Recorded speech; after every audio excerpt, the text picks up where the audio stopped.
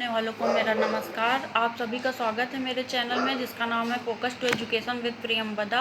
तो अपने पिछले वीडियो में हमने जिस टॉपिक पे बात की थी वह था शिक्षा का अर्थ क्या है और शिक्षा का विषय क्षेत्र क्या है। तो उसी कड़ी में हम आगे बढ़ते हुए आज शिक्षा इस टॉपिक पे चर्चा करेंगे कि शिक्षा विज्ञान है अथवा कला है। शिक्षा विज्ञान है और कला है, इस पर हमारी परीक्षाओं में लघु उत्तरीय प्रश्न, बहुविकल्पी प्रश्न बहुत पूछे जाते हैं। ये बहुत इंपॉर्टेंट है और बहुत आता है हमारी परीक्षाओं में, खास करके स्नातक जब हम कर रहे होते हैं तब। तो सबसे पहले हम जानते हैं कि इसका उद्भव कहाँ से हुआ, लोगों ने सोचा कैसे कि शिक्षा कला है या विज्ञान है। तो हम ये पहले जानेंगे कि प्रायः शिक्षा की जो प्रकृति या स्वरूप के विषय में यह मुद्दा उठता है कि शिक्षा कला है या विज्ञान, यानी कि शिक्षा की जो प्रकृति है जो हम पढ़ते हैं और शिक्षा का जैसा स्वरूप है उसके विषय में यह मुद्दा उठता है कि शिक्षा कला है या विज्ञान।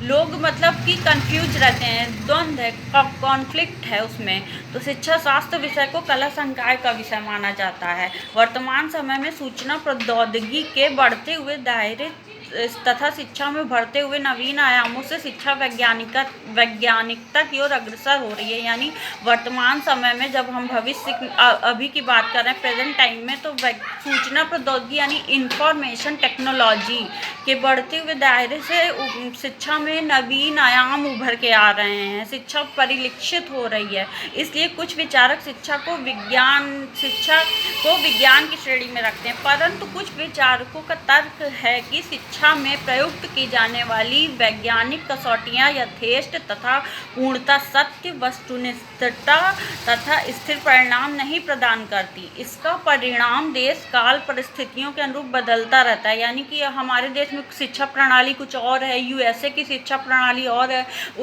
तो हर देश के अनुसार ये बदलता रहता है। तो इस मतलब कि ये एक हमेशा नहीं स्थिर नहीं रहता, ये बढ़ता ही रहता है, बदलता रहता है। तो इसलिए शिक्षा को विज्ञान नहीं कला मानना तर्क संगत होगा। परस्पर विरोधी विचारों के मद्देनजर शिक्षा को विज्ञान एवं कला दोनों कसौटियों पर कसकर देखना चाहिए कि वास्तव में शिक्षा कला है या विज्ञान है। तो सबसे पहले हम जानते हैं कि शिक्षा कला है, यानी एजुकेशन इज एन आर्ट।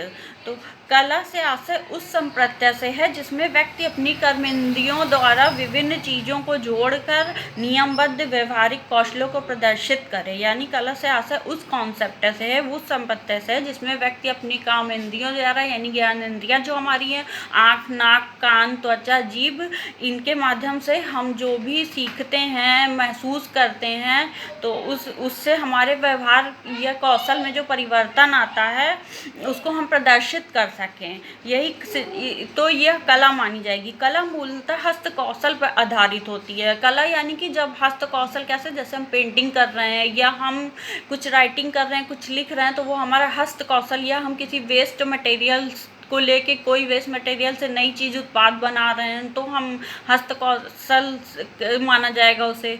तो उसके बाद अब हम जानते हैं कि शिक्षा में भी अध्यापक अपने हस्त कौशल, हाव भाव, भंगिमा का प्रयोग करके छात्र के बिखरे हुए ज्ञान अनुभव को जोड़कर अपने अनुभवों को उसमें स्थापन करा के अपरिपक्व मनोमस्तिष्क को उत्पाद निर्दिष्ट बनाता है। यानी कि शिक्षा में भी जब हम अध्यापन करते हैं तो भी हम कला के माध्यम से, या शिक्षक जो है वो कला के माध्यम से अपने विद्यार्थियों का, अपने स्टूडेंट का मन, अपने विचारों को स्थानांतरण करता है, मतलब उनका ट्रांसफ़र करता है अपने भाषा के माध्यम से, अपने कौशलों के माध्यम से, जिससे उसके छात्र अपरिपक्व मस्तिष्क से एक परिपक्व मस्तिष्क बन सके एवं देश के लिए एक अच्छे मानव संसाधन बन सकें।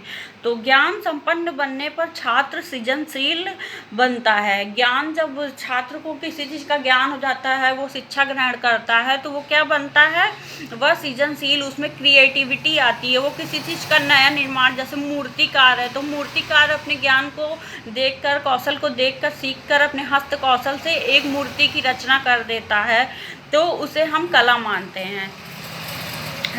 ज्ञान और उसका व्यक्तित्व तो सुंदर बन जाता है। ज्ञान संपन्न बनने पर छात्र सृजनशील बनता है, उसका व्यक्तित्व तो सुंदर बन जाता है। इसलिए शिक्षा या शिक्षण एक कला और अध्यापक एक कलाकार है। तो यहाँ पे देखिए क्या बताया जा रहा है, इसीलिए शिक्षा और शिक्षण एक कला है और अध्यापक एक कलाकार है। मतलब अगर हम शिक्षा को कला की दृष्टि से देख रहे हैं तो ये माना जा रहा है कि अध्यापक एक कलाकार है और शिक्षा क्या है, एक कला है। तो किंतु शिक्षा की संपूर्ण प्रकृति को कला नहीं कहा जा सकता है, क्योंकि शिक्षा का जो क्षेत्र है उसकी प्रकृति स्वरूप बहुत ही व्यापक है और बेहद है। तो कला में कलाकार छोटी छोटी वस्तुओं को एकत्रित करके अपने हस्त कौशल से नवीन वस्तु या कलात्मक चीज़ों को निर्माण करता है, जैसे चित्रकला, मूर्ति कला, काष्ठ कला आदि। इसके विपरीत शिक्षा के द्वारा छात्रों को सैद्धांतिक एवं व्यवहारिक ज्ञान प्रदान किया जाता है, जिससे उनमें गुणों का विकास होता है। वस्तु का निर्माण और व्यक्ति में गुणों का विकार दो भिन्न पहलू हैं। गुणों का विकास दो भिन्न पहलू हैं, इसलिए शिक्षा को कला नहीं माना जा सकता। अब हम ये जानते हैं कि शिक्षा विज्ञान है, यानी विज्ञान से आशय विशिष्टता युक्त ज्ञान से लगाया जाता है, जिसमें हम एक विशिष्ट ज्ञान को अर्जित करें, विशिष्ट शिक्षा को अर्जित करें। विशिष्टता युक्त ज्ञान की प्राप्ति के लिए कल्पना, पूर्वानुमान, अनुमान, तर्क वितर्क अथवा अंधविश्वास को महत्व न देकर बल्कि प्रयोगात्मक एवं अन्य सत्य प्रतिपादित करने वाली वस्तुनिष्ठ विधियों प्रयोग में लाई जाती हैं। तो क्या बताया जा रहा है यहाँ से, अंधविश्वास में हम नहीं जाते हैं कि क्योंकि हम अपने तर्क की शिक्षा के द्वारा, विज्ञान के द्वारा हम सोच के समझ के सिद्धांतों का प्रतिपादन करके उन्हीं सिद्धांतों का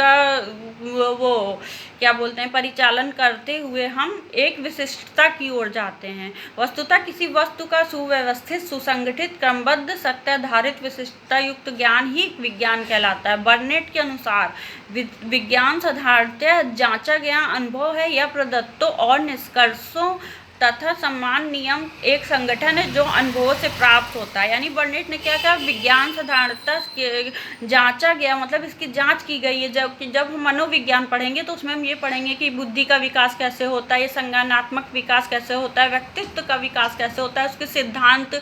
तो इसमें वैज्ञानिक प्रयोगों को, तकनीकियों को हम शामिल करते हैं, तब हम अपने शिक्षण अधिगम प्रक्रिया को उच्च लेवल पर पहुँचा के छात्र को, समाज को लाभान्वित करते हैं। तो समान रूप से समस्या की अनुभूति और उद्देश्यता, परिकल्पना का निर्धारण, विधि विधान, प्रदत्तों का संग्रह, प्रदत्तों का विश्लेषण व वर्गीकरण, प्रयोग तथा सत्य की जांच, तथ्यों से सिद्धांत निरूपण, विश्वसनीयता तथा वैधता, वस्तुनिष्ठता एवं मानकीकरण, प्राप्त निष्कर्षों की पुनरावृत्ति विज्ञान की विशेषताएं हैं। तो हमने आज जान लिया इसको कि शिक्षा कला है या विज्ञान और किस प्रकार एक दूसरे से भिन्न है। तो आज का वीडियो बस यहीं पर मैं ख़त्म करती हूँ, और नेक्स्ट वीडियो मेरा आएगा, उसके लिए आप मेरे चैनल को सब्सक्राइब कर लीजिए और बेल आइकन को प्रेस कर दीजिए। और सभी सीखने वालों को मेरा नमस्कार।